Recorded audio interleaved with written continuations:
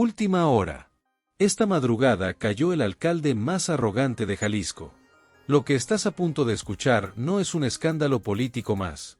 Es la autopsia de un sistema criminal que operaba desde el ayuntamiento. Diego Rivera Navarro, presidente municipal de Tequila, despertó esposado. Su imperio de extorsión, amenazas y vínculos con el CJNG acaba de desmoronarse en 5 cateos simultáneos. Harfuch lo tenía en la mira desde hace meses y esta vez no hubo fuero que lo salvara. Eran las 4:16 de la mañana del 5 de febrero. Mientras el pueblo mágico de Tequila dormía bajo las sombras de los ajés, un convoy federal cortaba el silencio.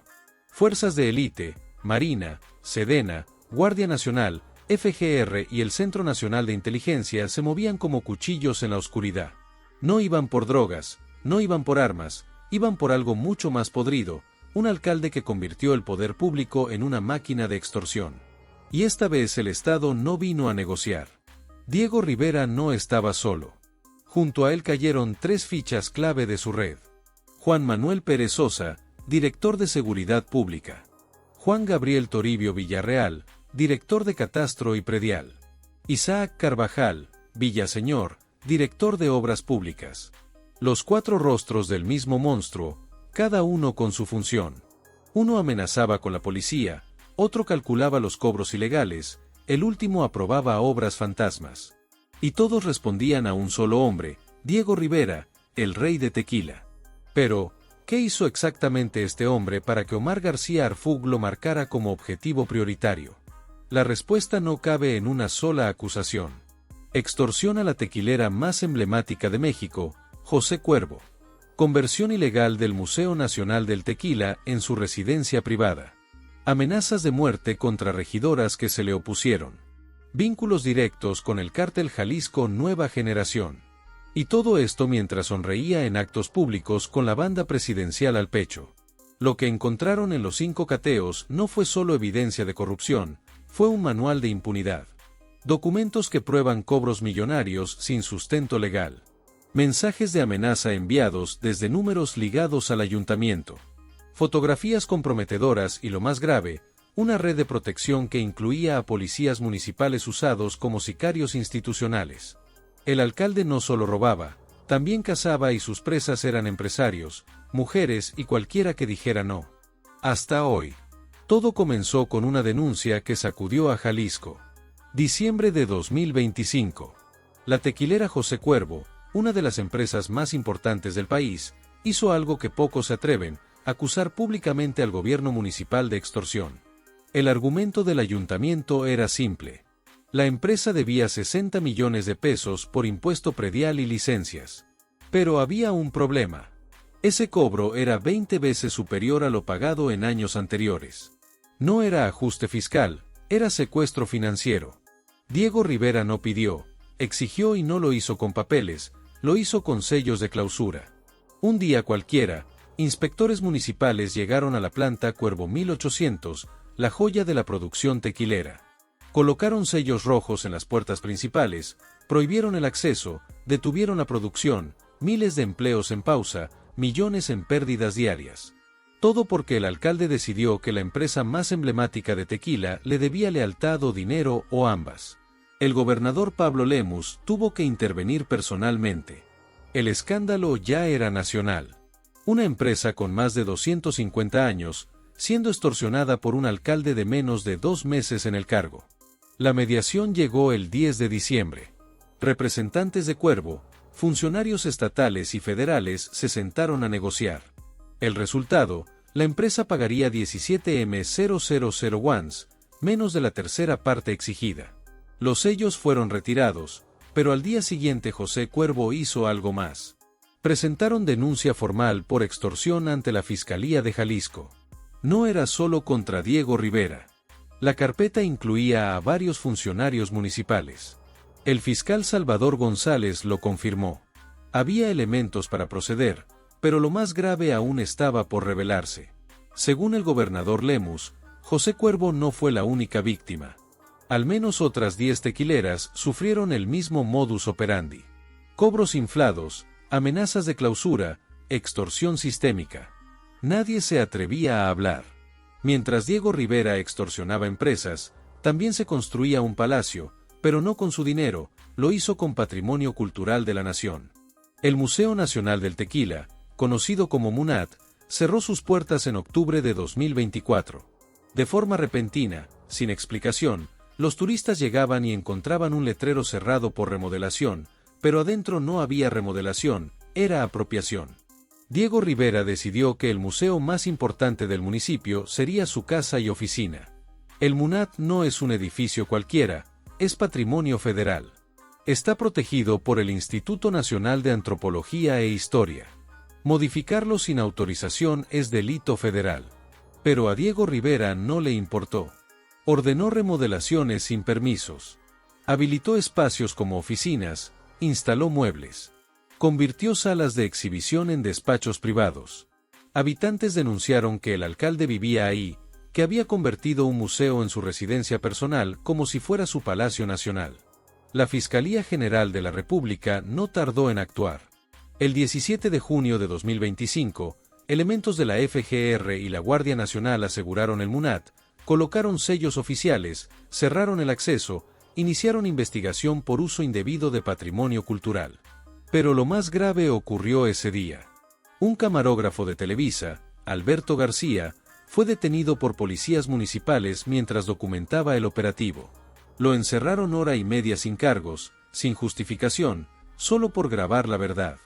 Diego Rivera después diría que él mismo ordenó su liberación, pero el daño estaba hecho. El mensaje era claro. En Tequila, quien documenta, a quien investiga, a quien denuncia, se arriesga. Y esa intimidación no era solo contra periodistas, también contra mujeres, contra regidoras que se atrevieron a decir no. Alondra Romero recibió mensajes en su celular, le describían su ropa, sus horarios, sus rutas. Le dijeron que si seguía votando en contra, la levantarían. Levantarían, el término que en México no necesita explicación. Significa desaparición, tortura, muerte. Luz Helena Aguirre fue blanco de difamación pública. Diego Rivera ordenó que le filtraran información falsa a medios locales. La acusaron de corrupción, de traición, de todo. Y cuando eso no bastó, le retuvieron el salario. 4 meses sin cobrar porque se atrevió. La más joven fue acosada con patrullas. Policías municipales la seguían al salir de sesiones. Se estacionaban frente a su casa. Le tomaban fotos. Le enviaban mensajes diciendo que sabían dónde vivía, dónde trabajaba, con quién andaba. El miedo era constante, cada día, cada noche. Las 3 denunciaron ante la Fiscalía de Jalisco. Acoso, violencia política de género, amenazas de muerte. Pero Diego Rivera no se detuvo. En sesiones de cabildo, las insultaba públicamente. Les cortaba el micrófono cuando pedían la palabra. Les negaba permisos para ausentarse.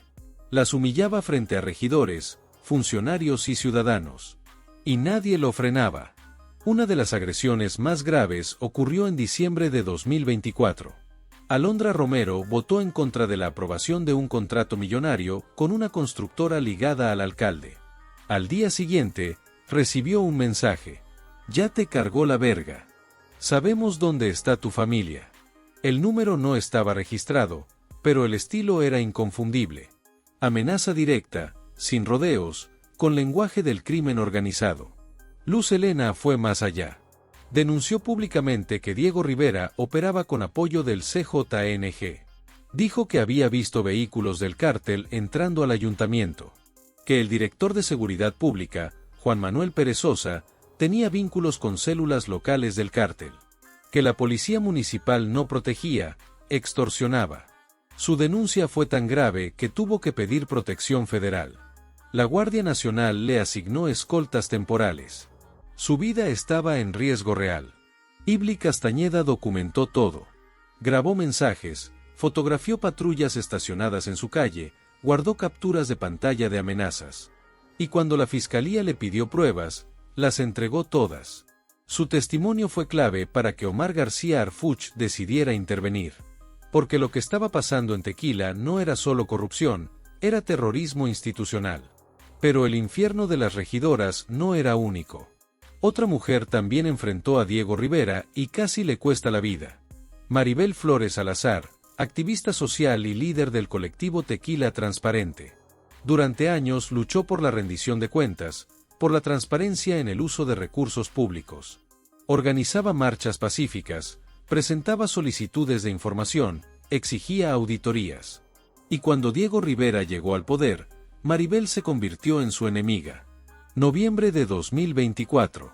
Maribel organizó una manifestación frente al ayuntamiento exigiendo que Diego Rivera explicara por qué Tequila no tenía dinero para servicios básicos, pero sí para remodelar el Munat como su residencia personal. La marcha fue pacífica. Pancartas, consignas, reclamos legítimos. Pero la respuesta de Diego Rivera fue brutal. Esa noche, Maribel recibió el primer mensaje. Cállate o te vamos a levantar. Te tenemos ubicada. Sabemos dónde vives. Sabemos dónde trabaja tu hijo. El mensaje llegó desde un número desconocido, pero el contenido era claro. No era una amenaza vacía, era una advertencia ejecutiva. Maribel no se cayó. Al día siguiente publicó el mensaje en redes sociales. Lo denunció ante la fiscalía. Exigió protección. Y Diego Rivera respondió escalando la violencia. 2 días después, mientras Maribel salía de su casa, 2 patrullas municipales la interceptaron. Policías bajaron, la rodearon, le exigieron identificación. Le dijeron que tenían una orden de detención por alteración del orden público. Mentira. No había orden, no había delito. Solo intimidación. Maribel llamó a su abogado. Grabó todo con su celular. Los policías, al verse filmados, se retiraron. Pero el mensaje quedó claro. En Tequila, quien se opone a Diego Rivera, se arriesga a ser detenido, desaparecido o peor. Los mensajes continuaron durante semanas. Te describían su ropa del día, su ubicación exacta, sus movimientos. Le decían que parara o la levantarían. Que su familia también estaba en la lista. Que nadie la iba a salvar. Maribel vivió meses con miedo constante. Cambió de rutinas, dejó de salir sola, pidió apoyo de organizaciones nacionales de derechos humanos. Y aún así, siguió denunciando. En enero de 2025, Maribel entregó a la Fiscalía General de la República un expediente completo. Mensajes de amenaza, fotografías de patrullas acosándola, grabaciones de policías intimidándola. Todo. Y ese expediente llegó a manos de Omar García Harfuch. Porque lo que Maribel documentó no era solo acoso, era evidencia de que Diego Rivera usaba a la policía municipal como brazo armado de extorsión. El vínculo entre Diego Rivera y el CJNG no era rumor, era realidad documentada. Varias fuentes confirmaron que el alcalde permitía que células del cártel operaran en Tequila a cambio de protección y dinero. El pueblo mágico, famoso por su tradición tequilera, se había convertido en zona de influencia criminal y Diego Rivera era el facilitador. El operativo Enjambre no fue solo contra Diego Rivera. También apuntaba a desmantelar la red de complicidad entre autoridades municipales y el crimen organizado. Porque en Tequila, la línea entre gobierno y narco se había borrado. Y eso, para Omar García Harfuch, era intolerable. El 5 de febrero de 2025, a las 4:16 de la mañana, 5 equipos federales irrumpieron simultáneamente en distintos domicilios. El primero en la residencia personal de Diego Rivera. El segundo en la casa de Juan Manuel Pérez Sosa, director de Seguridad Pública. El tercero en el domicilio de Juan Gabriel Toribio Villarreal, director de Catastro. El cuarto en la vivienda de Isaac Carvajal Villaseñor, director de Obras Públicas. Y el quinto, en las oficinas del Ayuntamiento de Tequila. La operación fue militar en precisión.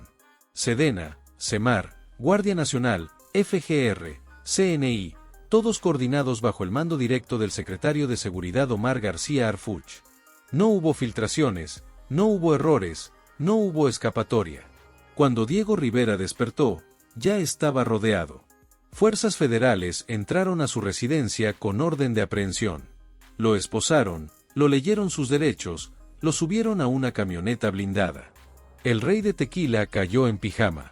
Sin escoltas, sin abogados, sin poder. Los otros 3 detenidos corrieron la misma suerte. Juan Manuel Pérez Sosa, el hombre que usaba a la policía municipal para amenazar, intentó resistirse. fue reducido en segundos. Juan Gabriel Toribio, el cerebro de los cobros ilegales, trató de negociar. Nadie le hizo caso. Isaac Carvajal, el responsable de Obras Fantasmas, pidió hablar con el gobernador. Le dijeron que ya era tarde. Las órdenes de aprehensión venían de la FGR, no del Estado. Ya no había negociación posible. El operativo duró 47 minutos.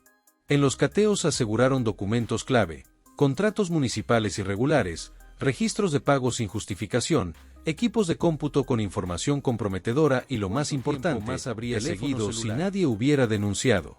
¿Cuántas víctimas más?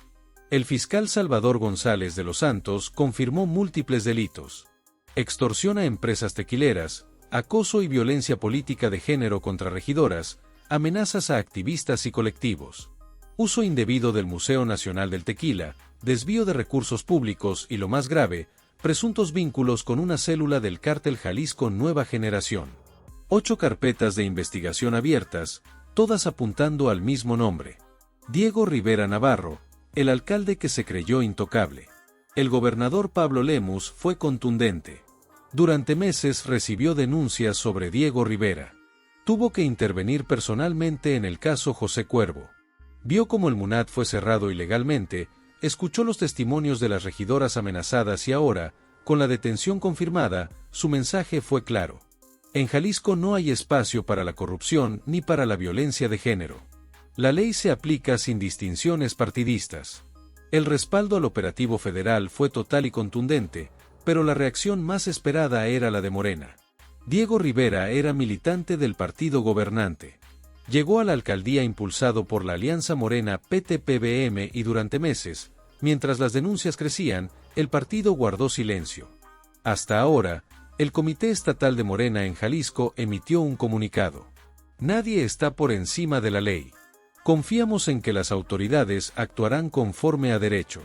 No lo defendieron, no lo respaldaron, lo soltaron. Como se suelta a quien ya no sirve. En redes sociales la indignación fue masiva. Nos robaba con banda presidencial, amenazaba mujeres con placa municipal, vivía en un museo mientras el pueblo pedía servicios. Los comentarios no paraban. Tequila, el pueblo mágico que representa la tradición tequilera de México, había sido gobernado por un criminal. Y lo más doloroso es que muchos lo sabían, lo sospechaban, pero el miedo era más grande. Hasta que José Cuervo se atrevió, hasta que las regidoras hablaron. Ahí cambió todo. Las 3 regidoras recibieron un mensaje del gobernador. Su valentía salvó a Tequila. Alondra Romero, Luz Helena Aguirre y Ibli Castañeda arriesgaron todo. Sus empleos, su seguridad, sus vidas. Recibieron amenazas de muerte, le retuvieron salarios, las persiguieron con policías, pero no se callaron. Su testimonio fue clave para que la fiscalía construyera el expediente que permitió la orden de aprehensión. 3 mujeres contra un sistema criminal y ganaron contra todo pronóstico. José Cuervo, la empresa que inició todo con su denuncia en diciembre, emitió un comunicado. Creemos en el Estado de Derecho. Confiamos en que la justicia actuará. No celebraron, no atacaron, solo confirmaron lo obvio. Fueron víctimas de extorsión. Los 60 millones exigidos eran ilegales, las amenazas de clausura eran chantaje puro y denunciar fue la única opción para que esto no le pasara a otras empresas, porque si había otras, al menos 10 tequileras sufrieron lo mismo. Maribel Flores Salazar, la activista amenazada, habló tras la detención. Pensé que me iban a matar. Los mensajes eran claros. Me describían mi ropa, mi ubicación. Me decían que parara o me levantarían. Su voz temblaba, pero su mirada era firme. Había denunciado ante la fiscalía sabiendo que el riesgo aumentaba, pero también sabía que callarse era garantizar que Diego Rivera siguiera operando. Y hoy verlo esposado le devolvió algo que había perdido. La certeza de que denunciar sirve. En Tequila, los comerciantes comenzaron a hablar. Durante meses guardaron silencio por miedo, pero ahora las historias salían. Nos cobraban permisos que no existían. Si no pagabas, te clausuraban. Los inspectores llegaban con policías, no con papeles. Un restaurantero contó que le exigieron 50,000 pesos para no cerrarle. Pagó. Otro dueño de una tienda de artesanía se negó. Le clausuraron 3 días después. Así operaba la red con miedo y con placa. Extorsión diaria y sistemática. Pero no todo era extorsión a empresas grandes. También había víctimas pequeñas, familias que necesitaban un permiso de construcción y les pedían sobornos. Comerciantes ambulantes que pagaban cuotas ilegales para no ser desalojados. El ayuntamiento era una máquina de extracción de dinero y los 3 directores detenidos junto a Diego Rivera eran las piezas clave. Uno manejaba la seguridad, otro los cobros, el tercero las obras. Dividían el botín. Era un esquema perfecto y criminal. Lo más grave es que el dinero nunca llegó al pueblo. Tequila, a pesar de ser destino turístico internacional, tiene calles sin pavimentar, alumbrado insuficiente, servicios de basura irregulares. Y en diciembre de 2025, el escándalo final. El ayuntamiento no tenía dinero para aguinaldos. Diego Rivera pidió un adelanto de 19,000 es de participaciones de 2026. ¿A dónde se fue todo? ¿A sus bolsillos? ¿A los de sus cómplices? Nunca al pueblo. Así robaron durante meses sin consecuencias. Hasta hoy el operativo no fue improvisado. Omar García Arfus lo planificó durante semanas. La coordinación entre Sedena, Semar, FGR, Guardia Nacional y CNI fue milimétrica. 5 cateos simultáneos requieren sincronización absoluta, un error y Diego Rivera habría sido alertado.